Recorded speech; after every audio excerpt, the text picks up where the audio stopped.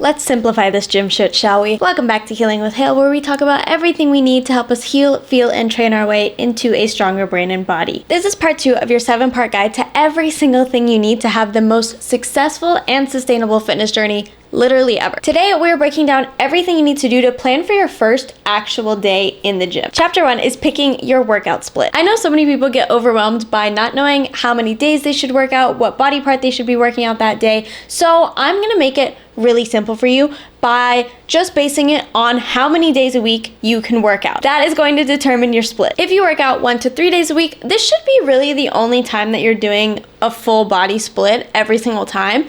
And obviously, if you enjoy full body workouts, you can throw them in whenever you want. But for every workout to be a full body routine, that's only really going to be when it's a 3-day or 2-day routine, because you want to be sure that you're hitting every single muscle. But you also want to make sure that if you're doing a 3-day split, you want to have at least 1 day of rest in between your workouts, just to give yourself enough time to fully recoup and recover. So again, 2 or 3 days, you're going to be doing just full body workouts on those days, just to make sure you're hitting every single muscle.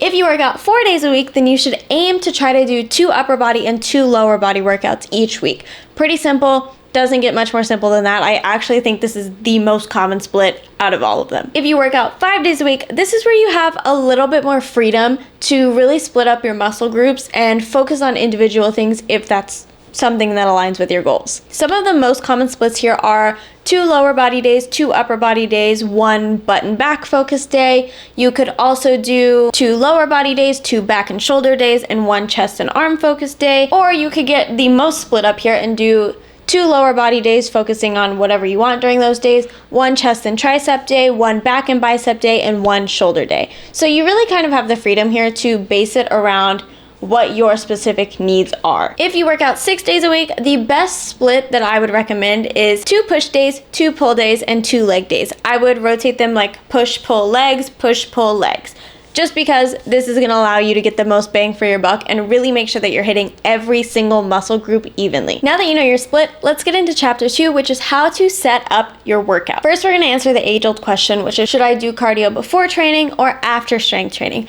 And the short answer is, if you are really focused on building muscle and you really wanna make sure that you are focused on your strength training, you should do cardio after you do your weightlifting. But if you're training for more of an endurance-based thing, or maybe you're trying to run a marathon or something like that, then you would want to do your cardio first, because that's the priority for you and you want to make sure that you're really giving all your energy to that one thing. Now, as far as a warm-up goes, I would recommend doing some kind of mobility work or dynamic stretching for 5 to 10 minutes, and then maybe doing like a 5 to 10 minute warm-up on the treadmill, Stairmaster, bike, or anything like that, just like simply light walking, nothing crazy. But you could also do just some warm-up sets of the first compound lift of your workout. Again, if your goal is strength gains, your warm-up should not be something where you're really exerting yourself. It is literally made to just warm up your muscles. When you get into your actual workout, the most common mistake is actually just trying to do too much at once. People are throwing like 8 to 10 exercises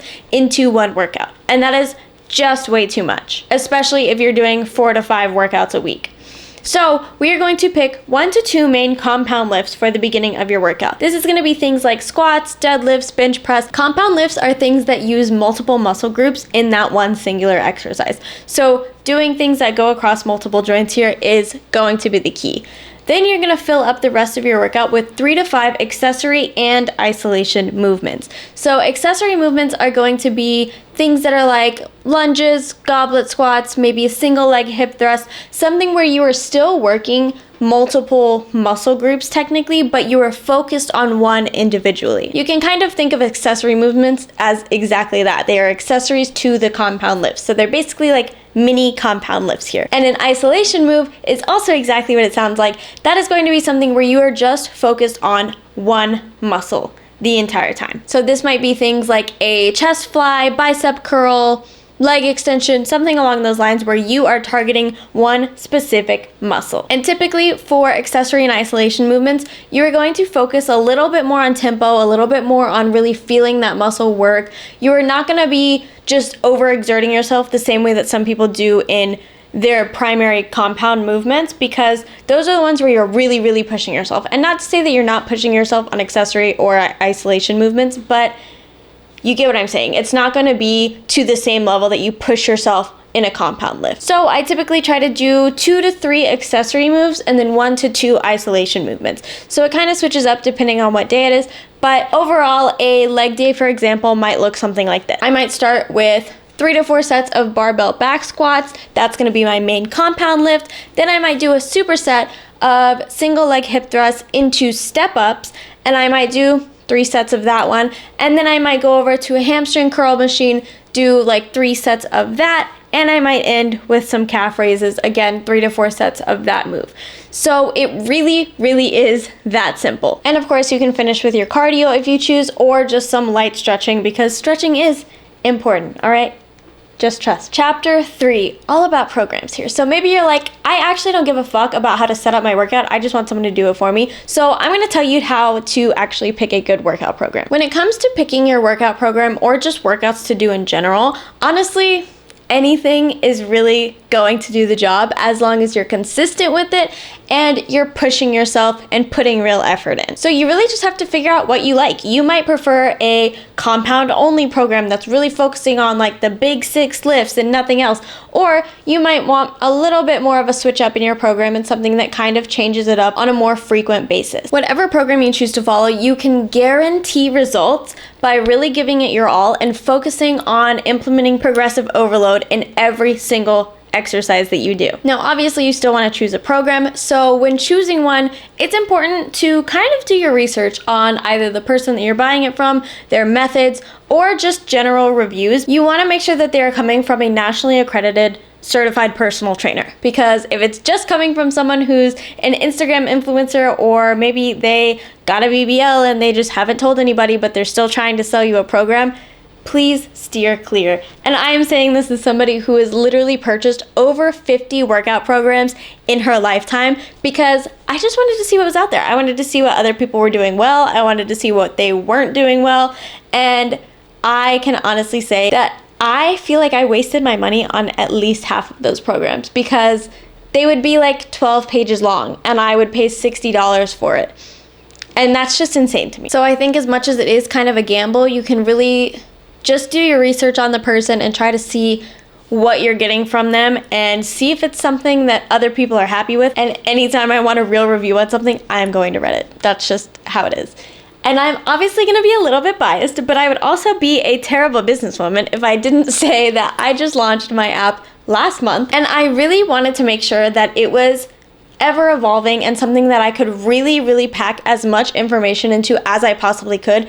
And I think I've done a pretty good job, not to toot my own horn, but I am very, very happy with it. And I think that I'm providing a lot of value with what I'm offering in the programs. So if you're interested, you can start your free trial today. Chapter 4, how long should my workout be? And now I feel like a common misconception that I hear is people being like, well, I don't have time to work out because I don't have 2 hours to just spend at the gym. And obviously there are people that spend 2 hours at the gym at a time, and I used to be one of those people, so I know. But honestly, even when I was that person, there was only like 45 minutes of that time where I was actually consistently pushing myself and really working out heavy. Now my workouts are typically about 45 minutes to an hour and a half max, and I only hit that max if I'm doing like cardio at the end of it, which is very rare for me, let's be honest. The truth is that 30 to 45 minutes is more than enough time to get in a really, really good workout. And if anybody ever tells you differently, they're probably just mad that they don't have the discipline to really focus for 30 to 45 minutes and just get their workout out of the way. If you're doing a strength training workout where you're doing 1 to 2 compound moves and 3 to 5 accessory and isolation moves like we just talked about,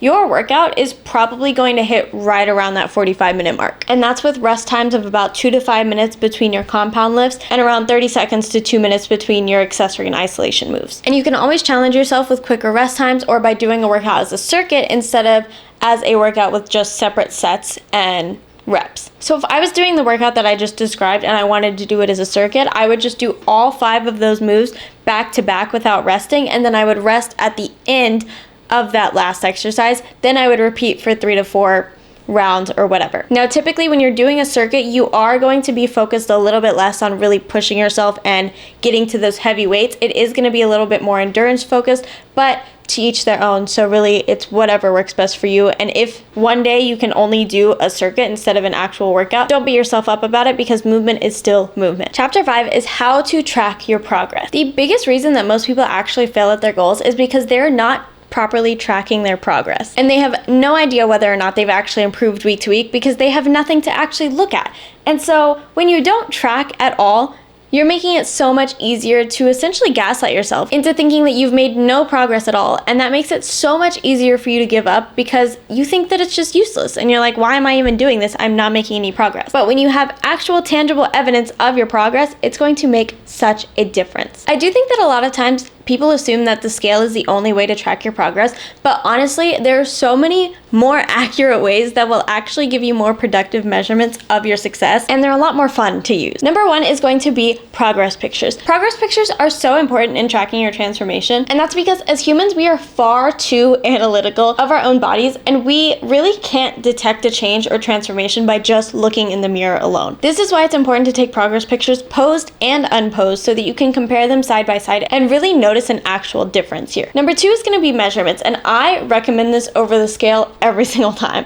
I recommend taking measurements once a week to once a month at the minimum, and you want to try to take them at the same time during the day every single time that you take them, just to have an accurate representation of your actual numbers. When you're taking measurements for yourself, I recommend doing your shoulders, chest, biceps, waist, hips, butt, quads, and calves, and making sure that you measure those every single time, because these are going to be the best areas for you to really see some progress.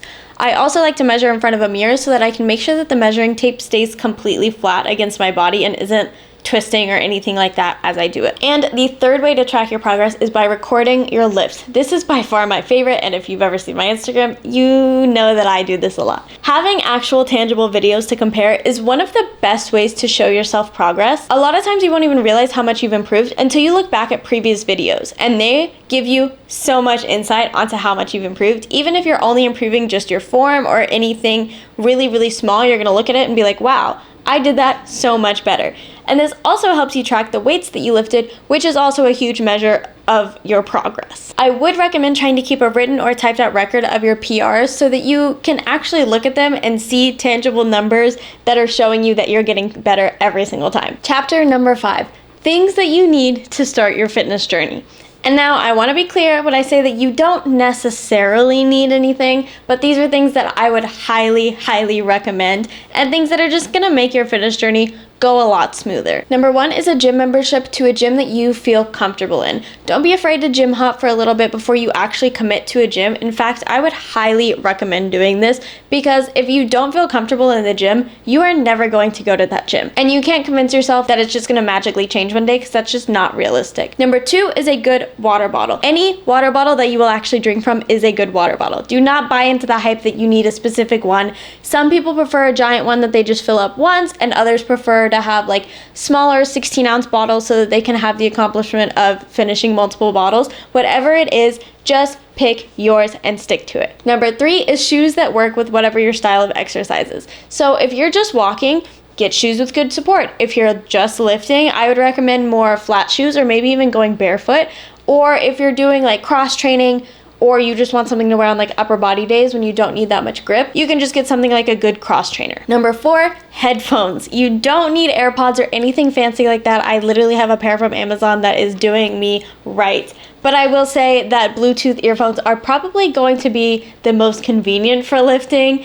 But for things like cardio or whatever, you might even just use your wired headphones, and they get the job done. Number 5 is cute outfits. And I cannot explain to you how much of a difference it actually makes to have workout outfits that you feel confident in. That's whatever confident is to you, whether it's an oversized t-shirt, whether it's a backless sports bra, whatever it is. And some days it might change, and that's just completely normal. Number 6, a good playlist. It honestly is such a game changer. I recommend making a playlist of every single song that just lets you fully zone out.